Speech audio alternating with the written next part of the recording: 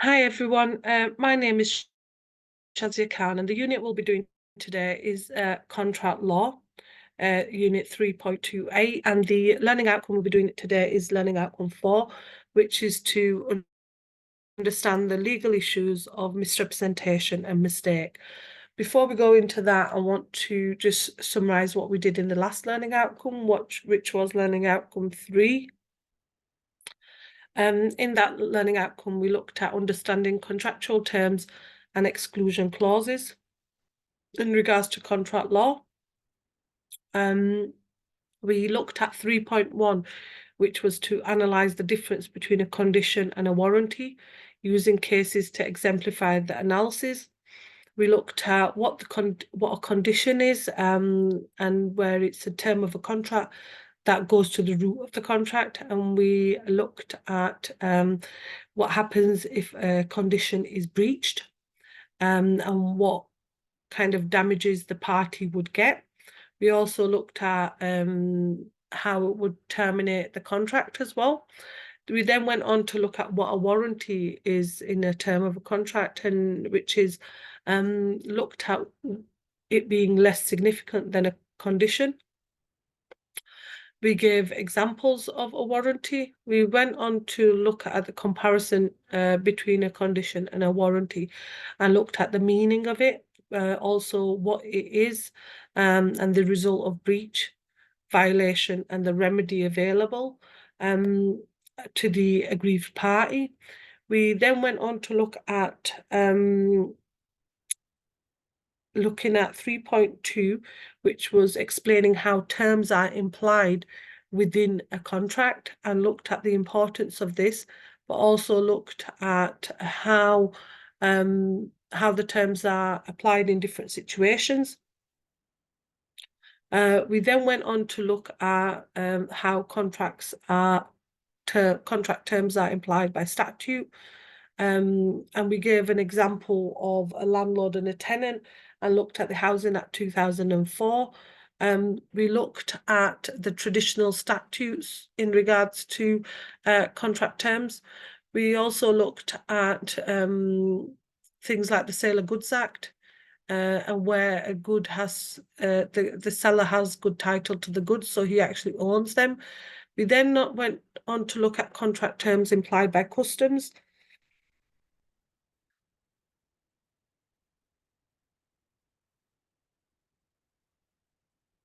And then we went on to look at contract terms implied by courts.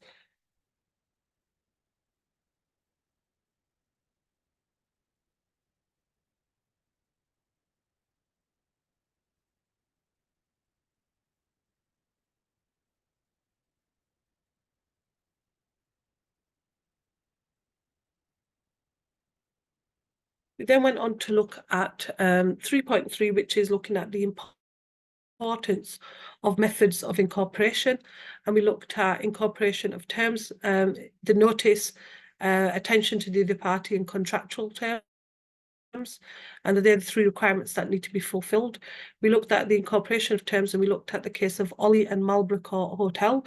We also looked at the issue of contractual document, and we looked at the case of Chapelton and Barry Urban District Council, and looked at the facts of that case, and also the case of Lestrade and Grogob in 1934. We looked at the attention of the other party, and looked at the leading case of Parker and South Eastern Railway Company, 1877, and J. Sperling Limited and Bradshaw, 1956. We then went on to look at 3.4, which is assessing the importance of construction for interpretation of the contract.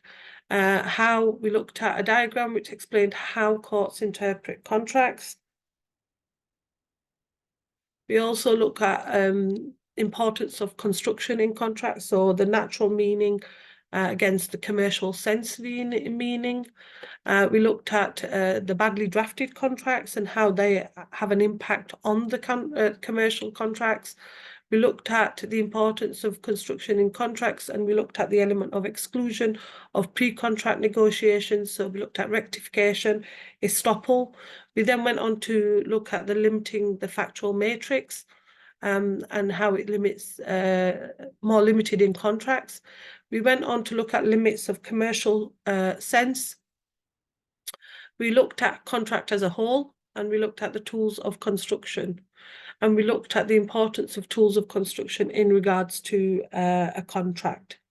Okay, so that was all in briefly in regards to learning outcome 3. Now we're going to go on to learning outcome 4 and identify the legal issues of misrepresentation and mistake within a contract.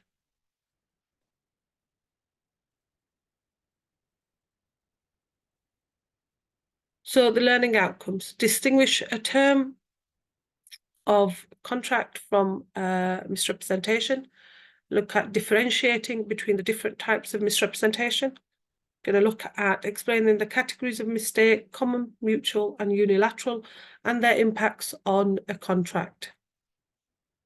So firstly, distinguish a term of contract from misrepresentation. So misrepresentation is a form of statement made prior to the contract being formed.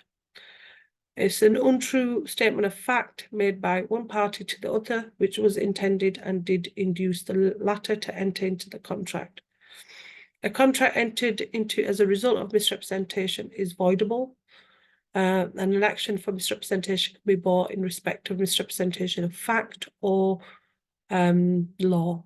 And misrepresentation actually occurs where one party provides misleading information that influences the other party's decision making, causing them to enter into a contract which they would have not done otherwise. It's important to note that it can occur unintentionally or deliberately and can be grounds of contract termination, legal action, or compensation. It's a false statement, as we said, where it induces the other party to enter into the contract. Remedies for misrepresentation. So the first remedy is rescission.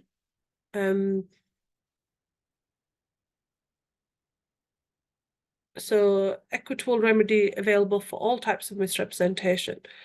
Rescission: innocent party must exercise choice to rescind or to affirm the contract.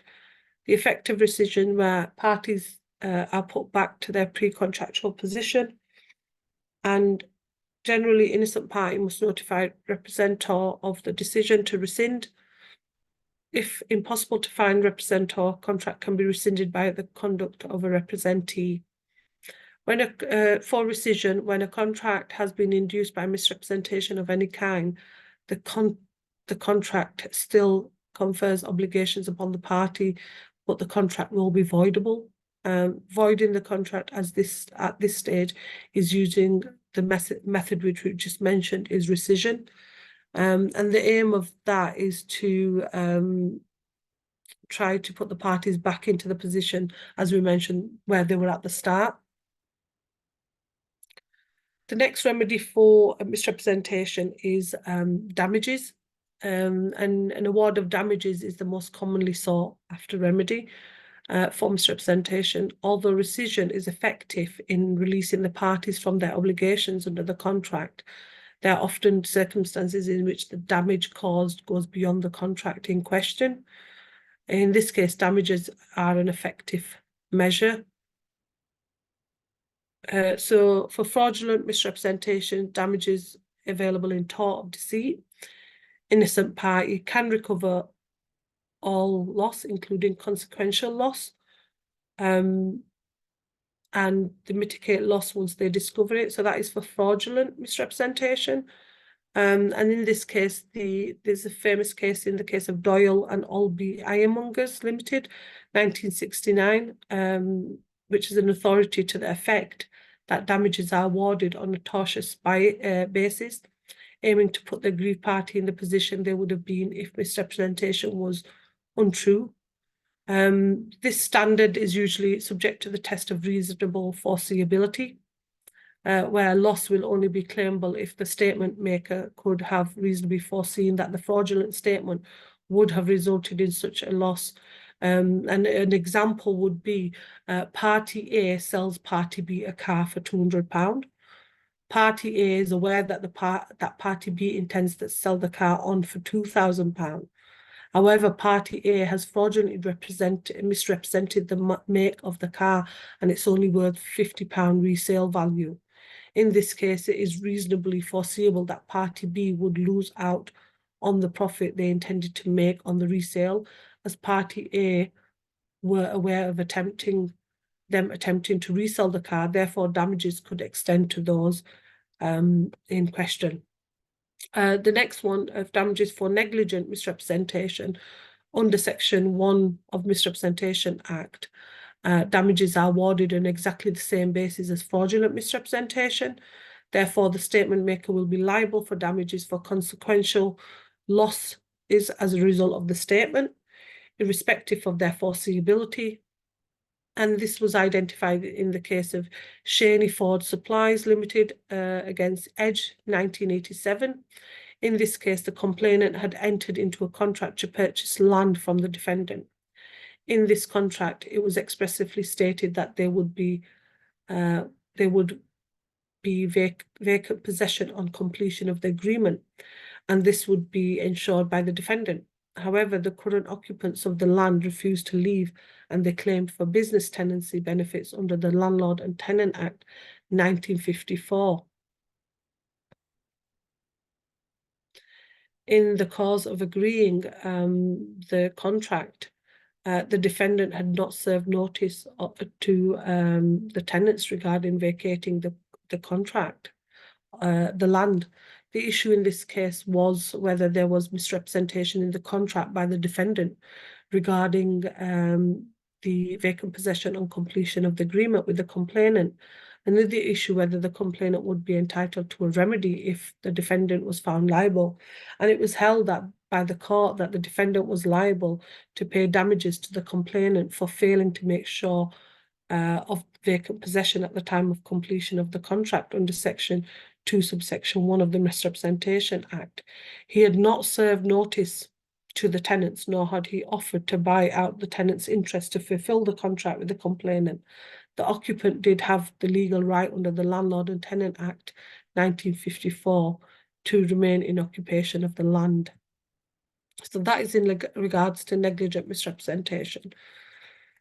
Damages for innocent representation. So in regards to the Misrepresentation Act 1967, Section 2, subsection 2, may give monetary relief in cases of wholly innocent misrepresentation, but it's up to the court to decide. No two possibility to get indemnity in connection with action to rescission. So the only remedy for innocent misrepresentation is rescission, meaning damages will not be possible for any sort of innocent misrepresentation. 4.2, now we're going to look at differentiating between the different types of misrepresentation. So innocent representation, where the party who made it did not realize it was untrue. Fraudulent representation, where the party who made it knew it was untrue or was careless as to whether or not it was true.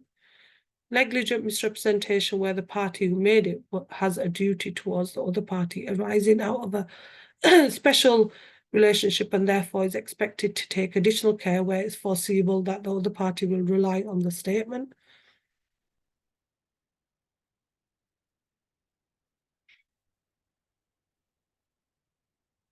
So innocent misrepresentation. It is a misrepresentation made by someone who had reasonable grounds for believing that his false statement was true. A claimant who has been the victim of innocent misrepresentation can still pursue damages, but he or she cannot pursue rescission. To pursue damages, it must be shown that the claimant suffered a loss because of the misrepresentation.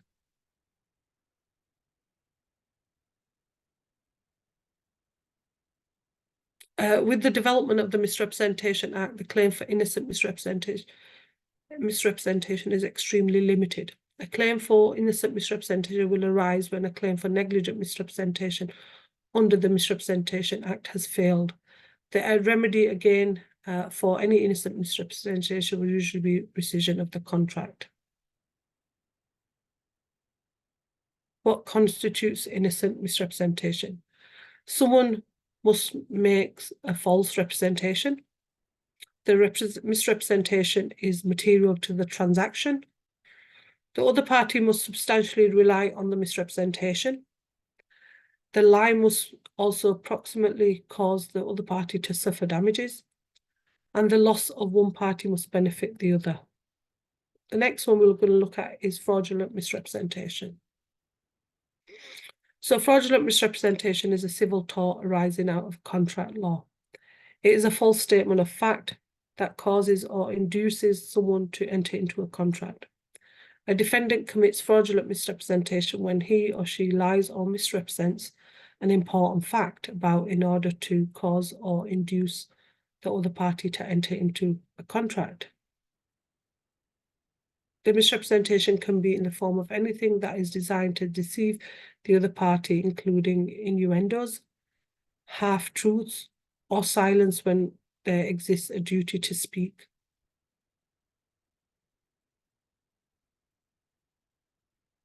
What constitutes fraudulent misrepresentation? So the defendant made a false representation or lied, as we mentioned. The misrepresentation is material to the transaction. The defendant made the misrepresentation with malice. So the defendant made the statement with knowledge that the statement was false, or the defendant made the statement with a reckless disregard as to the veracity of the statement. The defendant made the misrepresentation with the intention of inducing the other party to enter into a contract, and the other party reasonably relied on the misrepresentation, and the defendant's lie was the proximate cause for the plaintiff's injury. The significance of misrepresentation being classified as fraudulent is one that is the measure of damages may be greater under certain circumstances. As we mentioned, there are two remedies available under fraudulent misrepresentation: rescission and damages.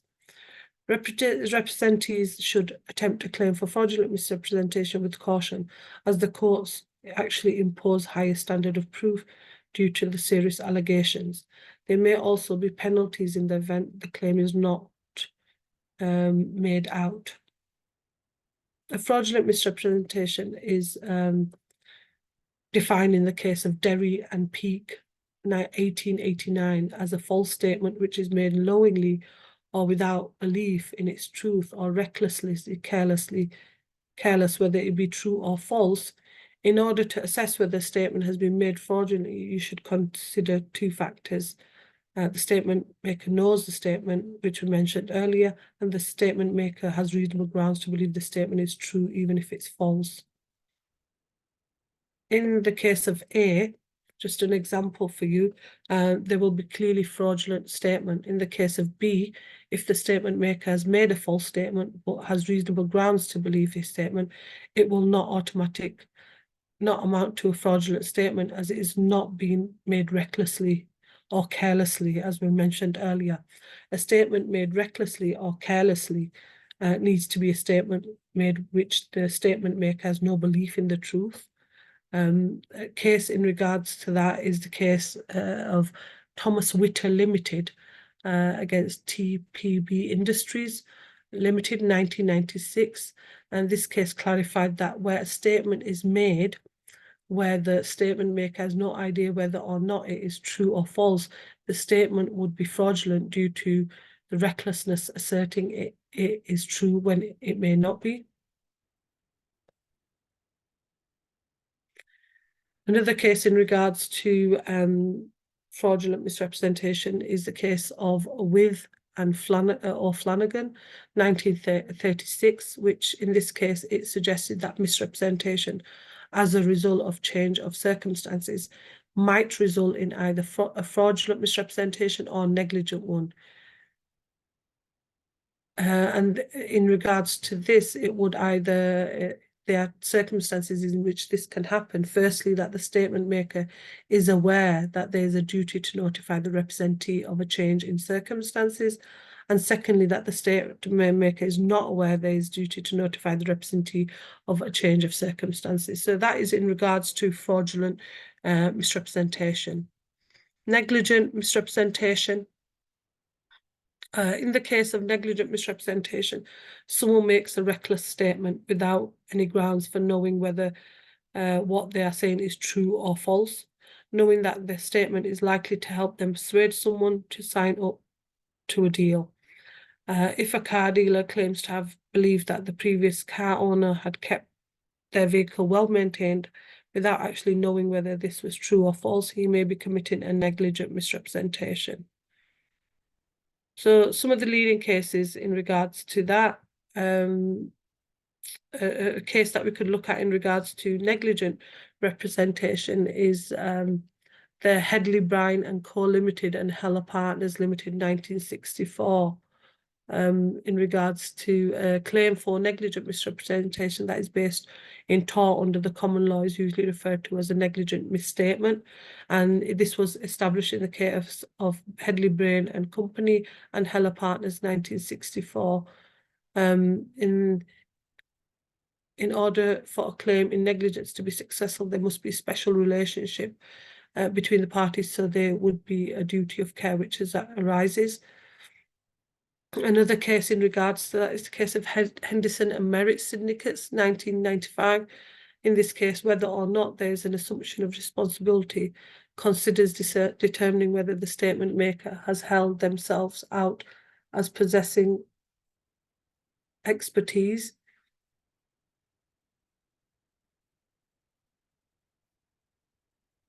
or special skill, and this where the other party will rely on this information. It is irrelevant whether or not the statement maker is an actual expert, only that they hold themselves out to be one.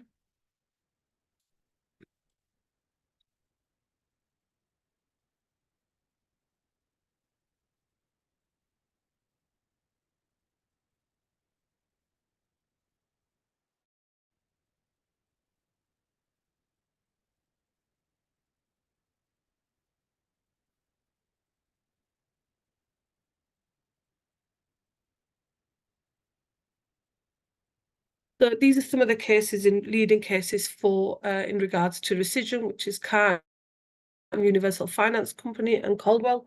1965, fraudulent misrepresentation, Doyle and Alby Ironmongers Limited, 1969. Negligent misrepresentation, Howard Marine and Dredging Company Limited, V.A. Ogden and Sons, 1978. Innocent misrepresentation, Whittigan and Seal, 1900. Limiting liability for misrepresentation, Thomas Witter and TPB Industries Limited, 1996. And Entrepreneur Pub Company and East Crown Limited, 2000. Explain the categories of mistake, common, mutual, and unilateral, and their impacts. 4.3. So mistakes in contract. In contract law, mistake is incorrect understanding by one or more parties of the contract. It may be used as grounds to invalidate the agreement. The general rule is that where a mistake has been made by the parties and it is operative mistake at common law, the contract may be deemed void. Even if the contract is valid at common law, in equity, the contract may be voidable on the ground of mistake. The law of mistake refers to where both parties have entered a contract under the same fundamental mistake, which will render the contract void. The significance of contract being void will be analysed a little bit later, but the essential characteristics of a void contract, there's no choice of the parties whether or not to void the contract under the law. It automatically becomes void.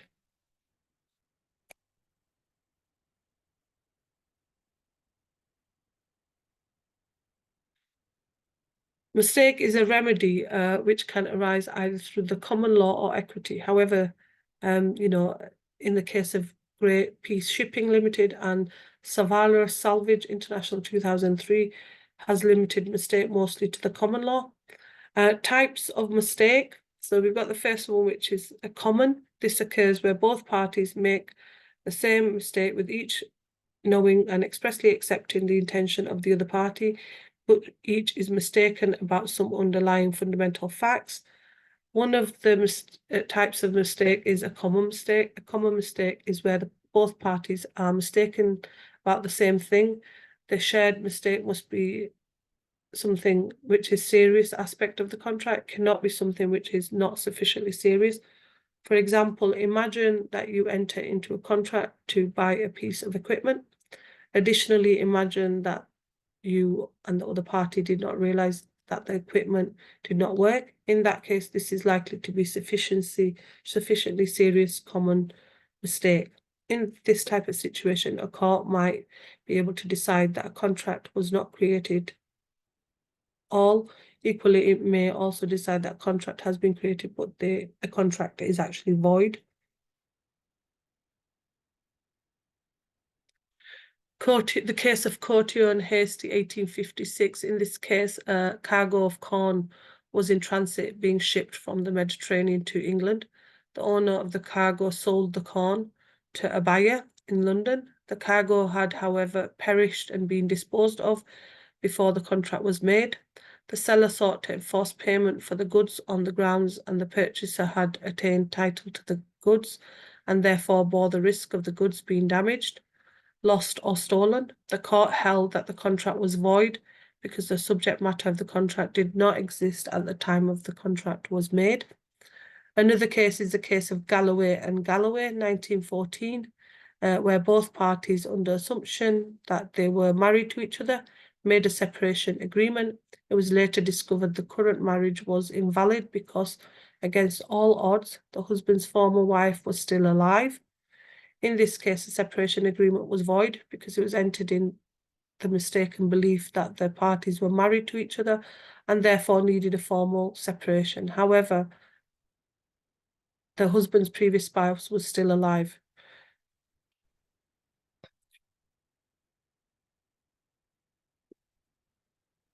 Mutual mistake is this occurs where the parties understand each other and are cross purposes as to, for instance, the subject matter of the contract.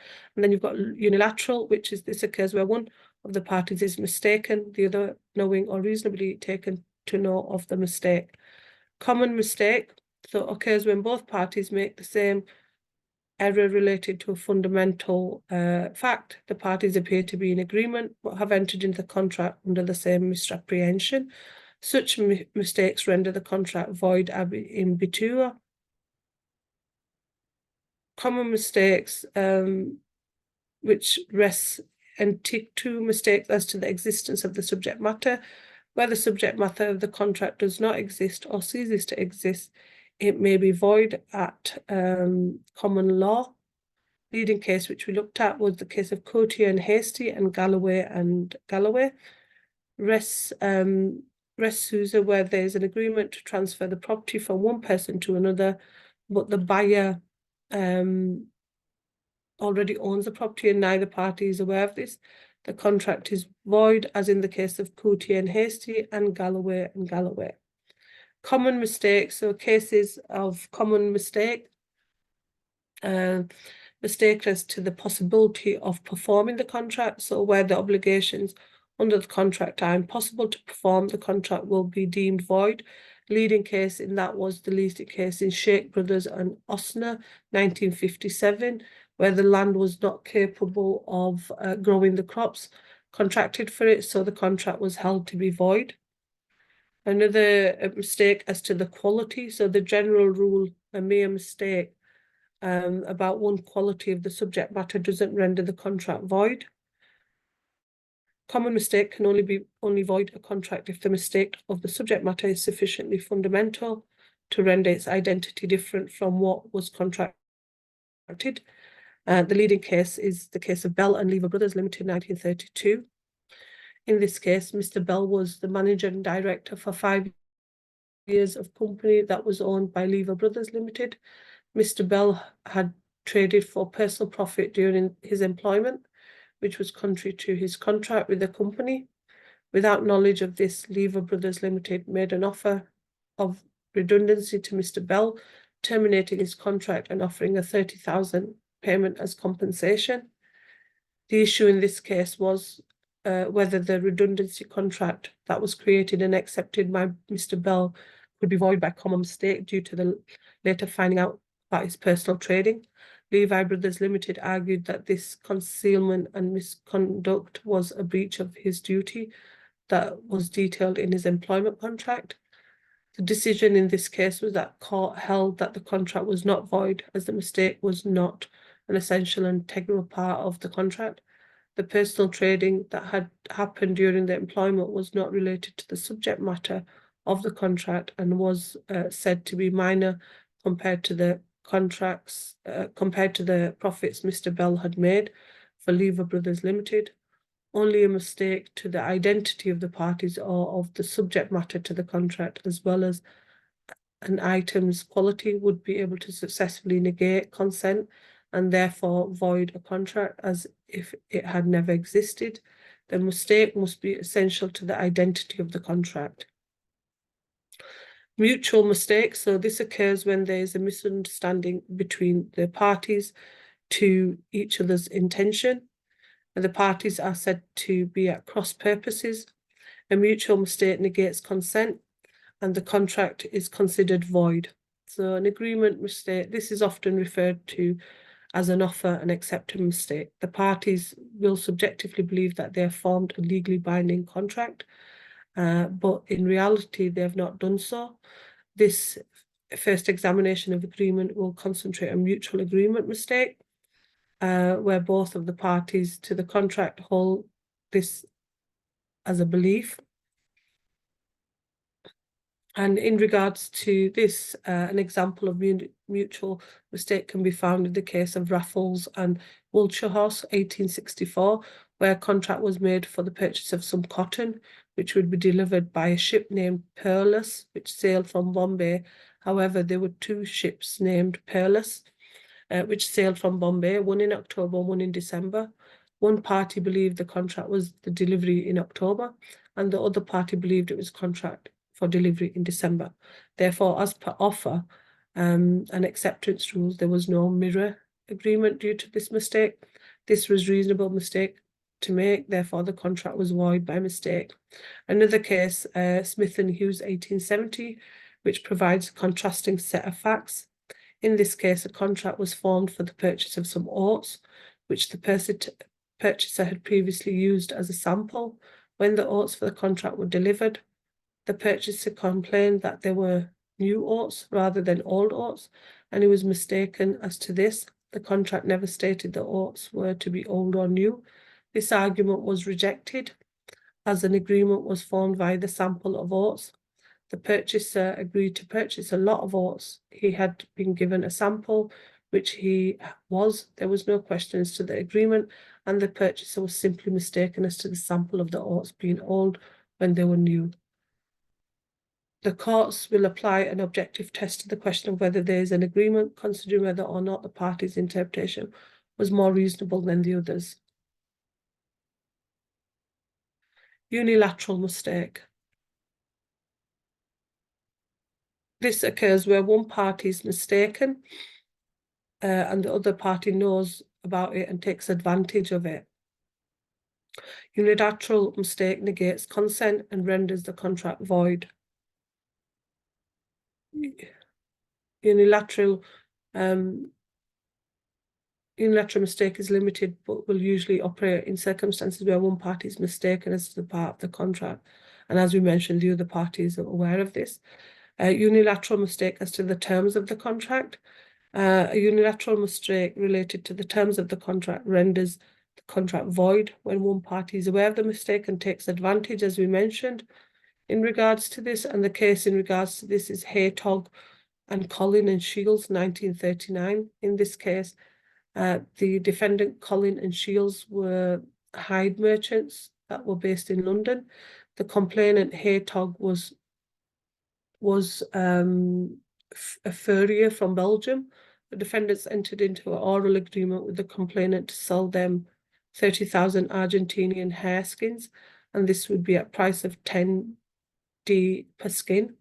However, the defendant made a mistake on their written agreement that said it would sell the complainant 30,000 hare skins at 10D per pound. This would mean that the price differences were 1/3 cheaper for the complainant that had previously been agreed. Hertog accepted this offer and the defendants refused to fulfill the contract. The issue in this case was that the complainant argued that he suffered loss of profit and claimed damages when the defendant did not honour the contract. The defendant argued that Hertog would have known that this was a mistake to the price of hair skin and that he fraudulently accepted the offer. The issue in this case was whether the contract would be rescinded for the mistake to the price of the hair skin. It was held that there was no contract between the complainant and defendant. Any contract would be void by mistake of the hair skin.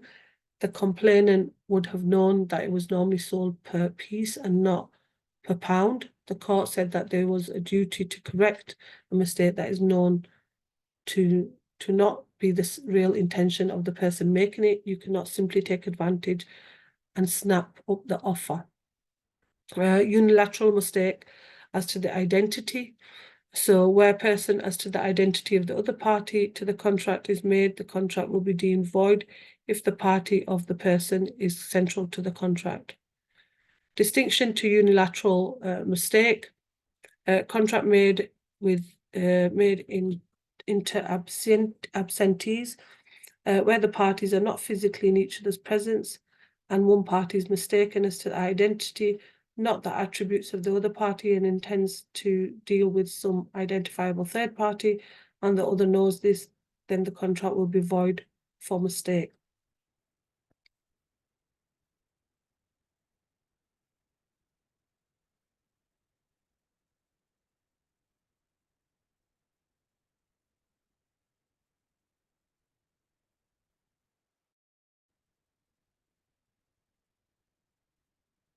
And the leading case for this is the case of Cunby and Lindsay.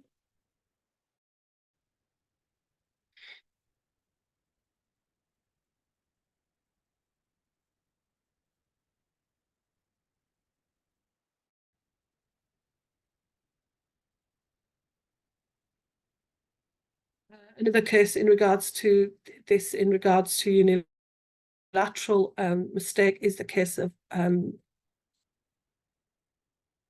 Lewis and Avery, where Lord Denning suggested, in the event of a mistake as to the identity,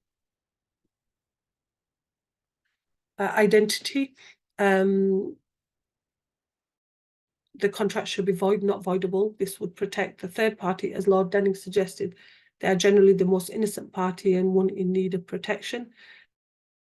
This approach was rejected by the other judges, and instead the courts outlined the circumstances in which a mistake to be identified would be actionable. Contracts made inter presentis, where the parties are face-to-face, there's a presumption that the mistaken party intends to deal with the other party who is physically present and identifiable by sight and sound. For such a mistake to be operative mistake as to make the agreement void, the mistaken party must show that they intended to deal with someone else, that the party they dealt with knew of this intention, and that they regarded identities of crucial importance, and they took reasonable steps to check the identity of the other person. Lewis and Avery, in the case of Lewis and Avery, 1972, the decision made a distinction between true mistakes as to the identity and mistakes as to the attributes. Mistakes as to the attributes of a party is not sufficient, as we mentioned earlier, for an actionable claim of mistake. For example, the credit worthlessness of the party.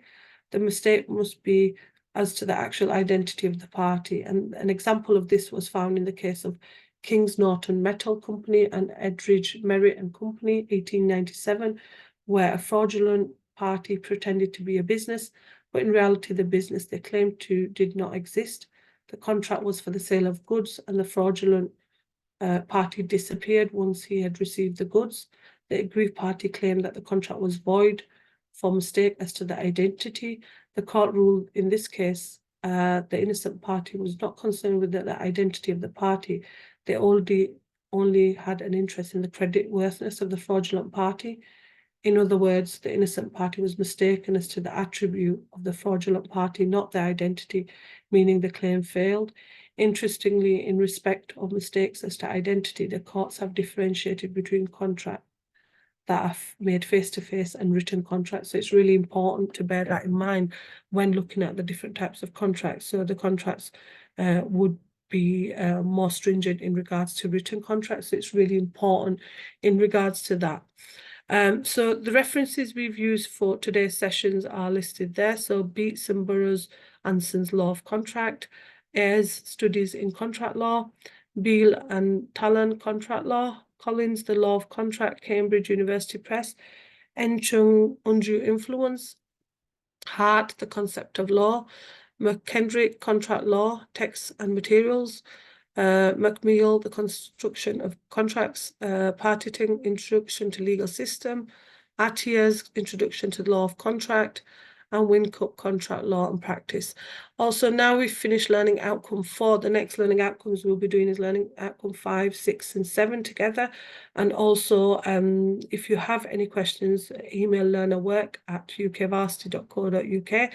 And there will be additional reading for you to go on in regards to Learning Outcome 4 on Moodle. So please resort to Moodle for any sort of additional reading. Also, if you have any questions, go to learnerwork@ukvarsity.co.uk. And thank you for attending today's session. The next learning outcome for contract law is Learning Outcome 5, 6, and 7, which will be done together. Thank you for attending today's session.